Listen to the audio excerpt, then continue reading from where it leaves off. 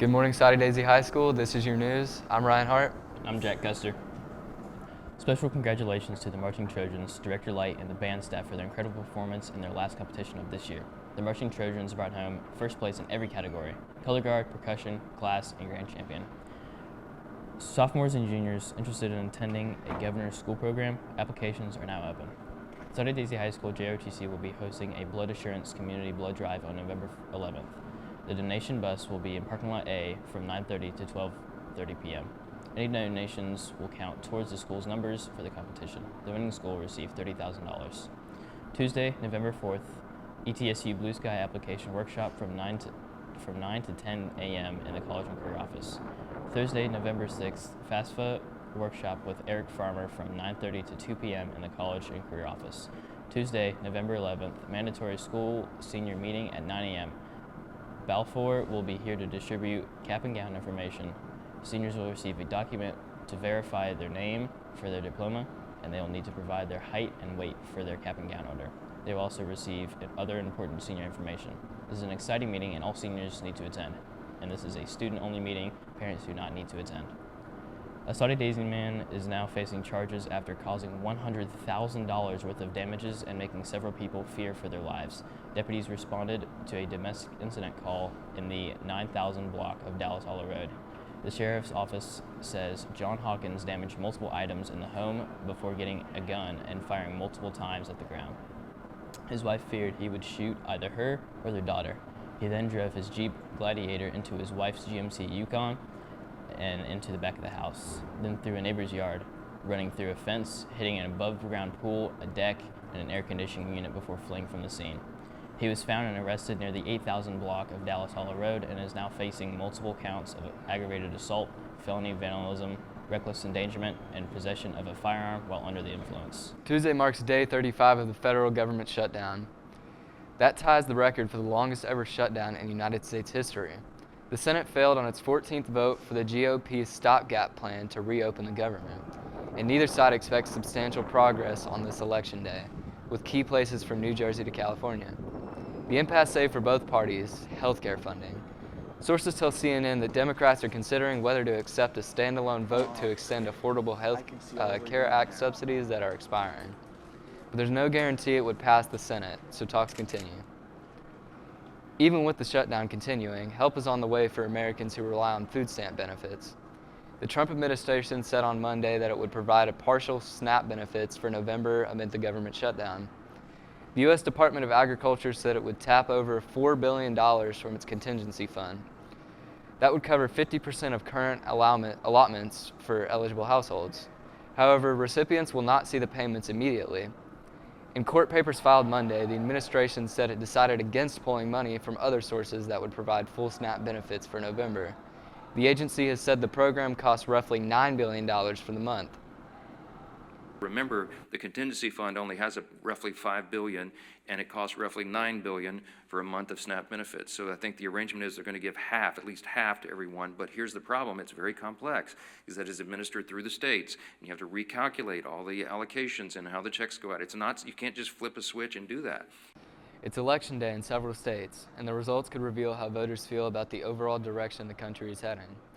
The mayor's race in New York City is one of the key contests.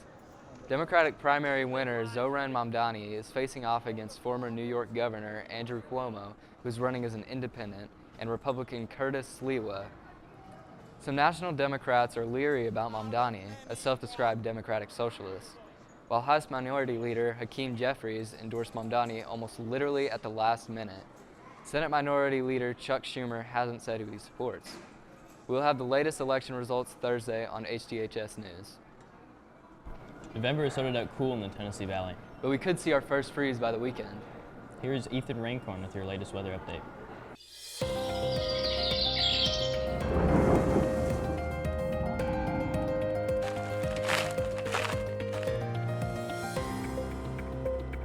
Good morning, Saudi Daisy High. I'm Ethan Raincorn of the Zoo. Look at your weekly weather. Even though we're in the fall season, winter temperatures are showing through Wednesday. Wednesday will be the hottest day of the week at a high of 73 and a low of 46. While temperatures continue to drop, Monday will be the coldest by far with a high of 42 and a low of 21.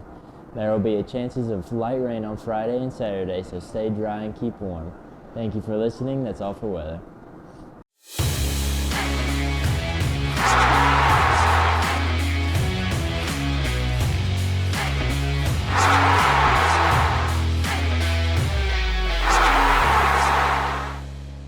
The men of Troy ended their season on Thursday night with a loss against Lenore City. In the second half alone, we lost in the area of 150 yards to poor flags by the ref.